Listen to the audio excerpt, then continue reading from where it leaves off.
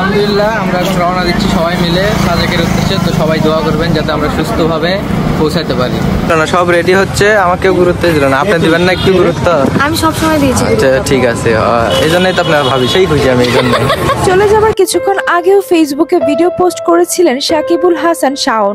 নিজেও যেন বুঝতে পারেনি এইভাবে ছেড়ে চলে যেতে হবে তাকে। 27 ঘন্টা জার্নি করে সাজেক গিয়েছিলেন রাজশাহীর এই ব্লগার শাওন। ফেরার পথে মাত্র 24 বছর বয়সী প্রাণ হারাতে হলো শাওনকে। শাওনের এই মর্মান্তিক দুর্ঘটনা দায়ী আবার অনেকে ফারহানা বিথিকে করছে। অনেকে বলছে ফারহানা বিথি অতিরিক্ত করে, সবকিছুতেই বাড়াবাড়ি করে। কি বা দরকার জীবনের ঝুঁকি নিয়ে এই ধরনের কাজগুলো করা? তবে অনেকে আবার বলছে এখানে ফারহানা বিথির কোনো দোষ নেই, ছেলেটার ভাগ্যে এমন ছিল।